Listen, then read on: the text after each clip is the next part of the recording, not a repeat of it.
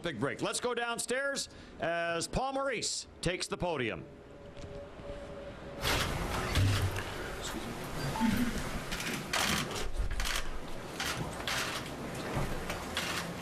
Yeah, I don't feel like making a speech. I've made a bunch of them today, so fire away. What impressed you most about the effort? Our compete level and the energy level of our group. And they did the one thing that we had talked about, that when adversity came to the doorstep, that next goal was huge. But the bench didn't get quiet. We stayed positive, and that's the start of a foundation of handling adversity over the course of a game and sticking with it. It was really, really important that we scored that goal to make it 1-1, settle everything back down. So that and the energy level, that was kind of all day. You know, they wanted to get out of this. They wanted to make it better. And I felt the energy on the bench, the compete on the bench, the way they handled it, the way they treated each other on the bench. Those were good signs. You'd heard about it, but what did it feel like to coach in front of that crowd? Yeah, it was awesome.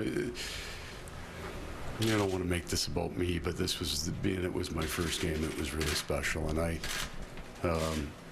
give every rookie player the same speech. And it's, you may go on to win every National League award, and you may win 10 Stanley Cups, but you're only getting one first game in the NHL. So you get behind on that bench and they're playing the national anthem as you soak it in, and you enjoy every minute of that game, and I did. I mean, national anthems were special.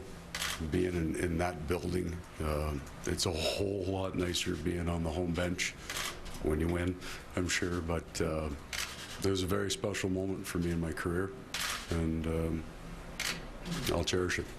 What was the message afterwards? Post-game, normally I don't speak to the team a whole lot. I went in and talked a little bit about what I saw. I congratulated them on facing some tough adversity and winning. Thanked them, and then proceeded to cancel the day off that they had tomorrow. Not sure I made a lot of friends, but we'll get over it. What are you going to do with the puck that Andrew gave you? I'm going to give it to my family.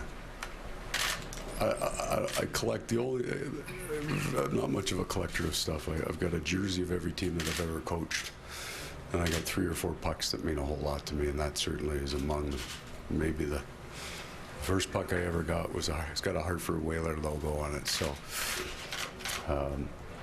that means a lot to me. Andrew gave it to me after the game, and I will cherish it. You said going into it you didn't know what to expect, but did anything in the game surprise you, stick out to you that maybe you didn't notice? The positives are, we got some speed.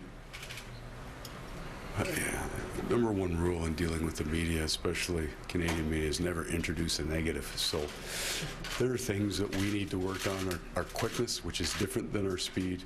The 3 or 4 technical things, so not system related, that we wanted to do better, we were pretty good at. Like, I was fairly comfortable when the puck was in our end of the ice. In the 2 or 3 adjustments, they grabbed onto those and did those very well.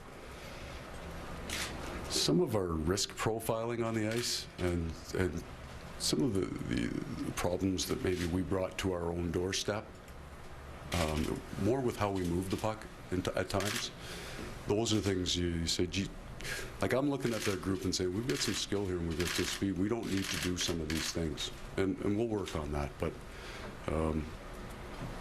man, we've got some speed. You've got to get down to ice level sometimes to get a feel for how quick some of these guys to move, and that's a fantastic asset, especially at 6'4". And big men moving fast. That's a good thing. So you felt they were pretty slow up there?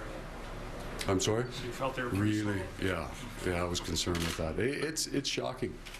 It's a good skill set for our group. Can you comment on Pavlik's game? Yeah, I felt a lot of times like ID zone coverage. You felt that bad breakdown coming, or you could see it. I thought he was square and where he needed to be, and most importantly, anything that he couldn't corral late in the game never went beyond 2 feet.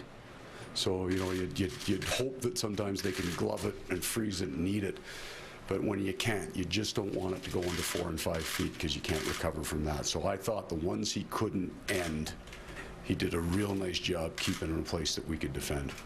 Felt safe with him. So Pavlik has a good game, Bufflin had a good game. Liked his game, yeah. Sangucci scored for the first time in 18. I liked his game too. I thought you were bringing out your magic wand tonight. Bottle that, will you? Put that as a card, and I'll use it for you somewhere down the line. Yeah, and it's one game, so there's tomorrow we'll go to work like today never happened, except we can smile a little more at each other before we start barking, and we'll get back to work, but it's there. And we got to take another step forward. It was good enough tonight, but we can't rely on that being good enough in our next game. We just got to get better. Little said that you did more teaching on the bench than maybe you thought you might.